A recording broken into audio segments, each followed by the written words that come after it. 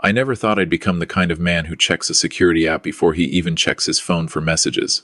But here I am, 44 years old, sitting in a rental car outside a Marriott in Phoenix, refreshing a camera feed of a house I own 1,500 miles away in Nashville, Tennessee. My name is Gary Ellison. I'm a pharmaceutical sales rep, which sounds more glamorous than it is. It means I spend roughly 18 days a month driving between clinics, hospitals, and medical offices across the Southwest, staying in hotels that all start to look the same after a while. I've been doing this for 11 years. My wife Diane and I separated 2 years ago. She kept the place in Brentwood. I bought a small Craftsman in East Nashville, a 2-bedroom on Fatherland Street, that I gutted and renovated mostly with my own hands on the weekends I was actually home. That house was the first thing I'd built for myself in a long time. It wasn't just a house. It was proof that I was going to be fine. That was the assumption anyway, until my neighbor called. I was in the middle of a sales presentation at a clinic in Scottsdale when my phone buzzed.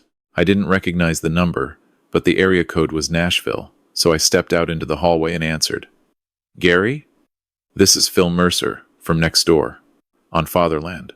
Phil was in his early 60s, a retired teacher who spent his mornings on his front porch with a cup of coffee and his afternoons gardening. We'd spoken maybe a dozen times total, mostly to wave from our driveways.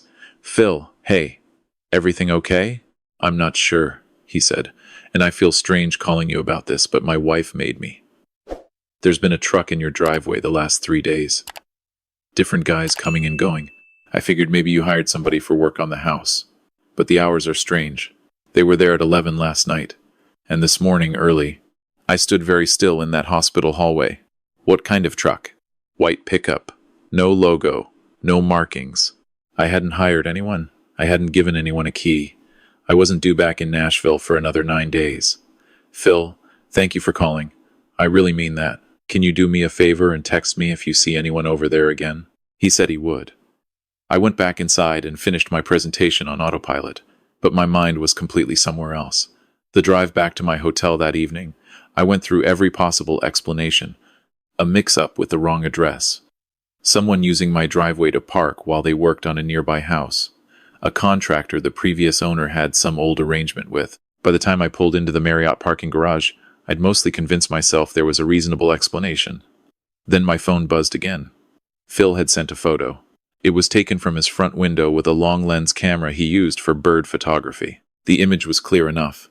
A man in his late 30s, dark jacket, baseball cap, standing at my front door with a key in his hand, not knocking, not waiting, just unlocking the door and walking in like he owned the place. I didn't sleep that night.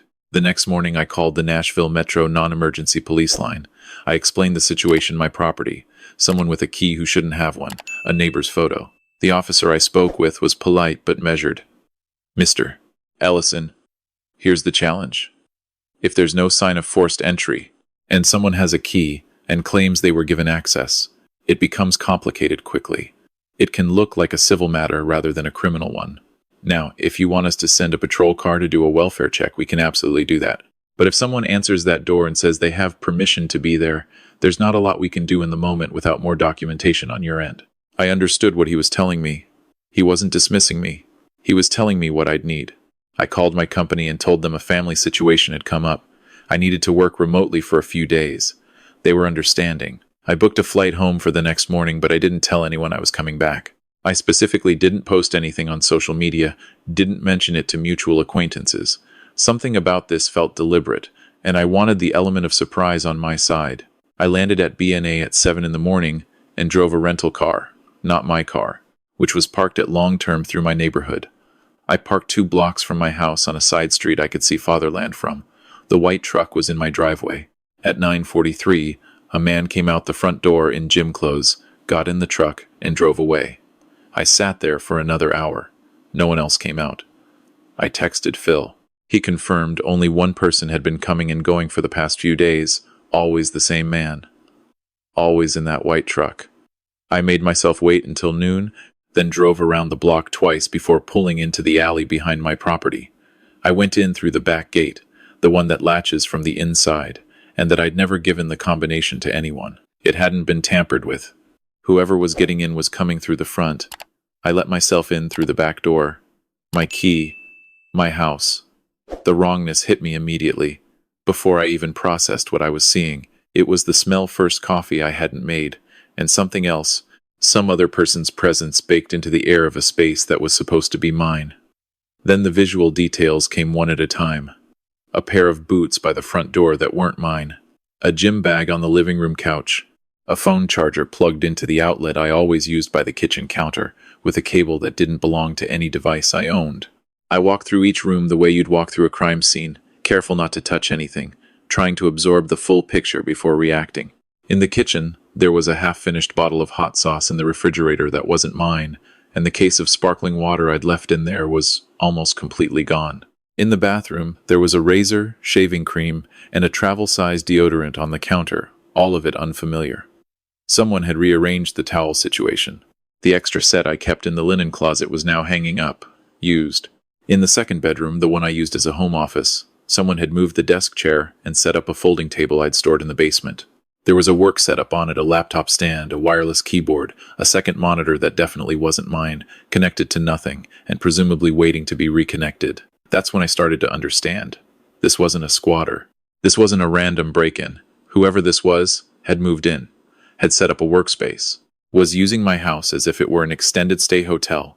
I photographed everything, every room, every detail, every item that wasn't mine. I didn't move anything. I didn't leave any sign I'd been there. Then I sat in my car around the block and called the best camera company I could find in Nashville that did same-day installation. By 3 in the afternoon, I had a different story. I'd called a locksmith first, had the front door rekeyed, then realized that would alert him immediately that something had changed. So I called the locksmith back, told him to hold off. I'd do the locks later. First, I needed to know the full picture. Instead, I went to Best Buy and bought 4 wireless cameras, 2 indoor, 1 for the front entry, 1 for the back, and a video doorbell. All cloud connected, all accessible from my phone in real time. I went back to my house in the early afternoon, moved quickly and quietly, and installed them.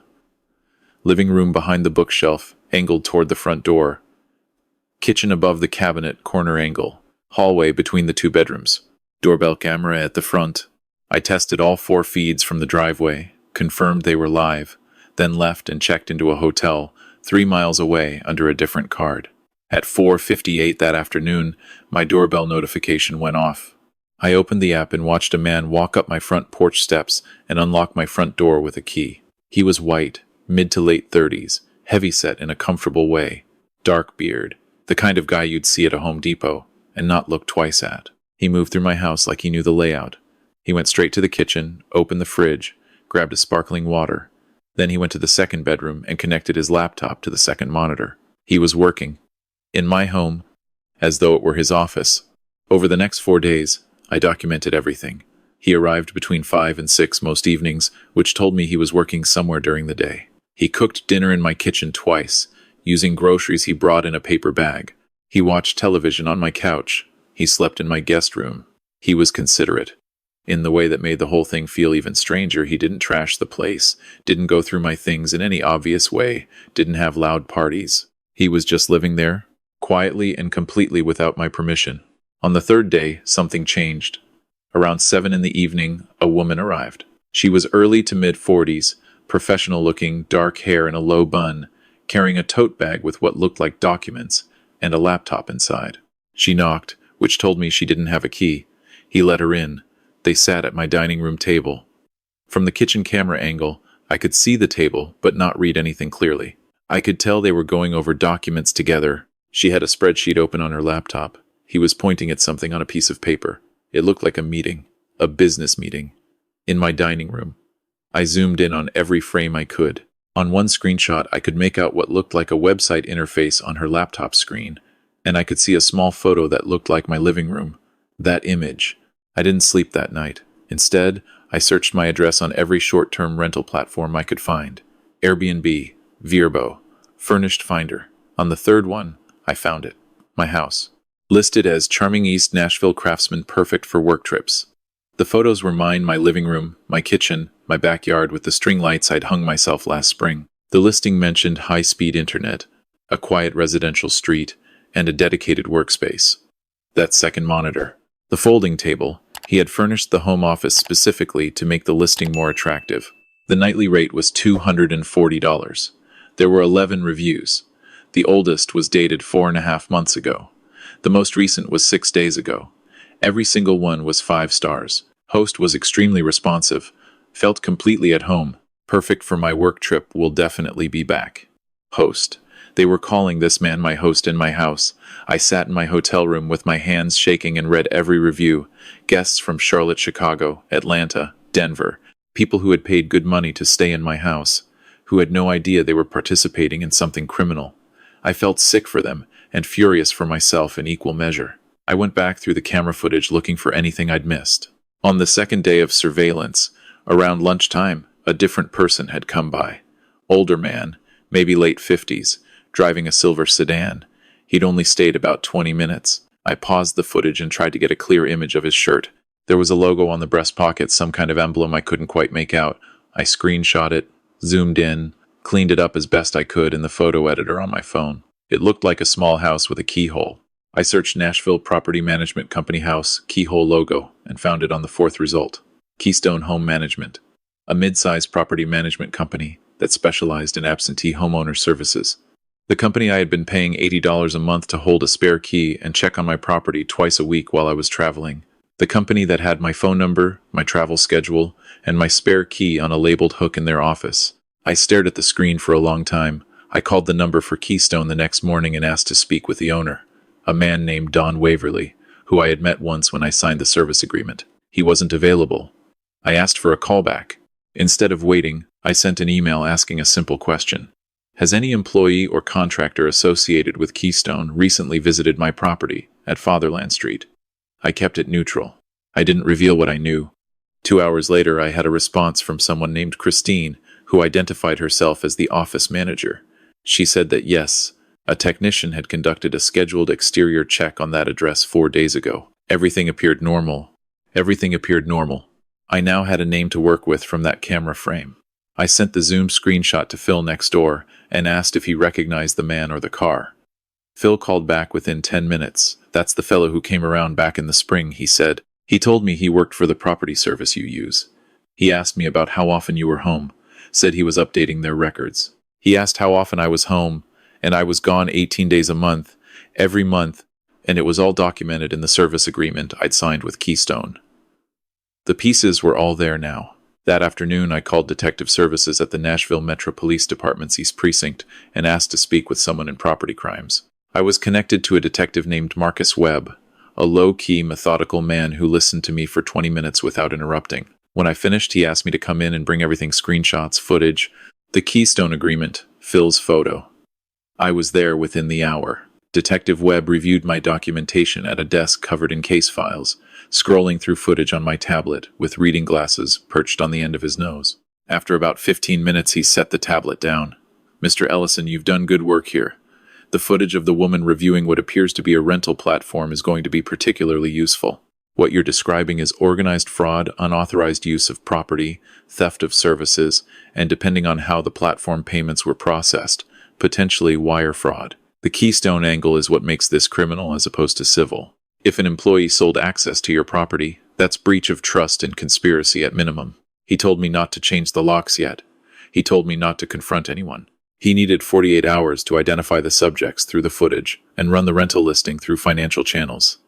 I went back to my hotel and waited. 40 hours later, Detective Webb called me. The man staying in my house was identified as Ryan Coates, 38, who had a background in short-term property management and had operated a legitimate vacation rental business that had dissolved about 2 years prior. The woman was Sandra Pruitt, who ran a marketing and photography business specializing in rental property listings. The Keystone employee who had come to my door in the spring was a man named Dave Holt, who had been with the company for 6 years. Webb had also found 3 other properties in Nashville running through the same scheme. All owners who traveled frequently. All clients of Keystone Home Management. Dave Holt had been identifying suitable targets from within the company's client list, providing keys and travel schedules, and receiving 22% of the rental income deposited to a Venmo account under a pseudonym. Ryan Coates had made over $64,000 from the operation across all 4 properties. The sting was set for a Thursday evening, timed to when Ryan Coates would be at my property during an incoming guest's check-in. Detective Webb invited me to be present, but told me to stay back until the officers had made contact. I parked down the street and watched from inside my rental car as two unmarked vehicles pulled up in front of my house. Ryan Coates opened the door. He'd done it 100 times. Probably thought he knew exactly what was coming and then didn't. Sandra Pruitt was inside. They were both arrested without incident. The guest, a man from Columbus who worked in software and had booked 4 nights for a regional conference, stood on my front porch looking utterly confused while an officer explained that the property he'd rented had not been rented with the owner's knowledge.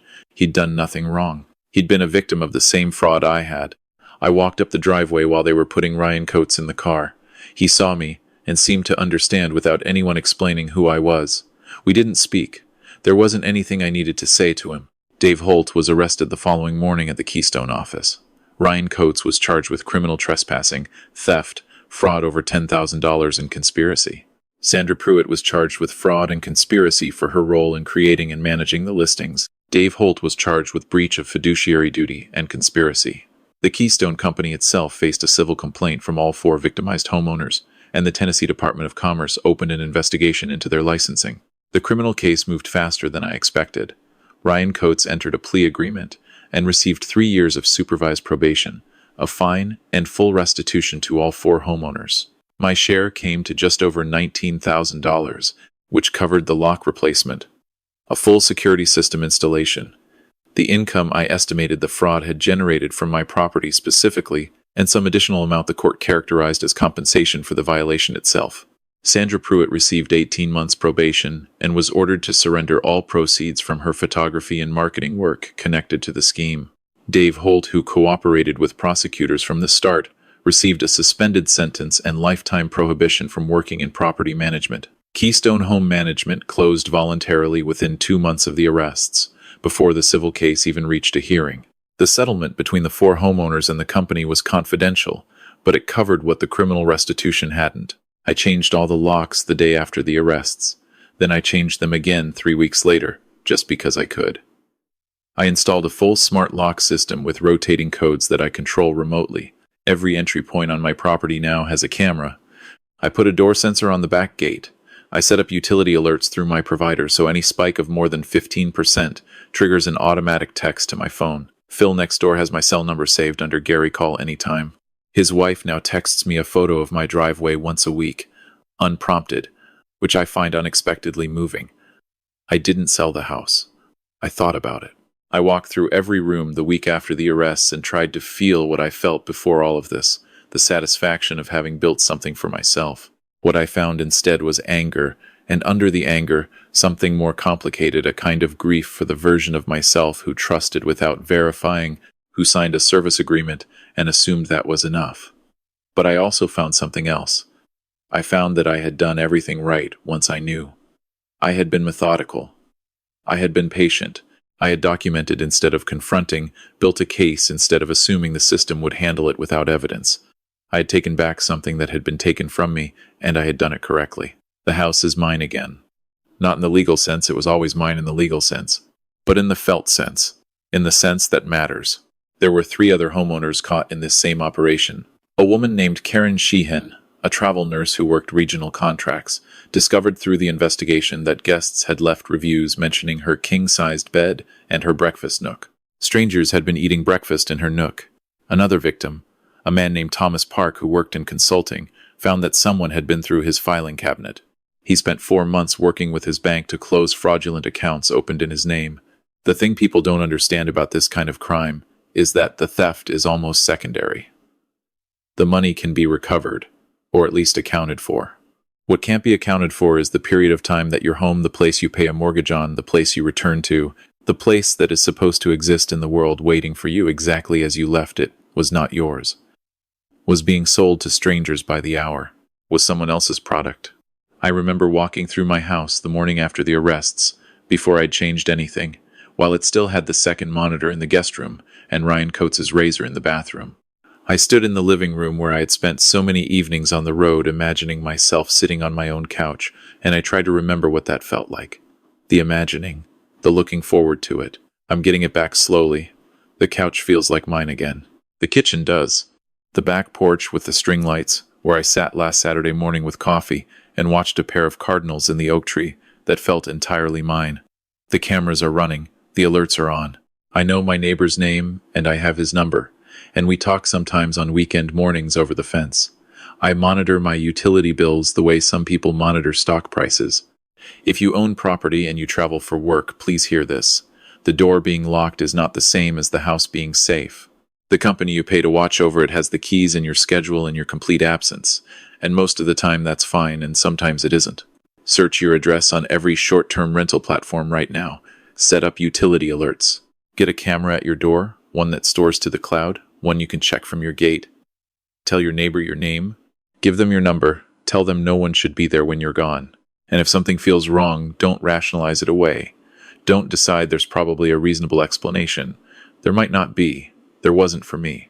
The first time Phil called, I was standing in a hospital hallway in Scottsdale, about to go back into a sales presentation, and I almost didn't pick up because I didn't recognize the number. I almost told myself I'd call back later, that it was probably nothing. I am genuinely grateful I picked up the phone. Your home is not just an address. It's not just an asset or an investment or a line item in a mortgage statement. It's the place the rest of your life is organized around. The place that's supposed to hold still while everything else moves. Don't let someone turn it into a product while you're looking the other way. And if they already have, if you're reading this and something in it sounds familiar, document everything, call the police. And don't stop until someone is held accountable. Because your name is on that deed. And that should mean something. Make sure it does.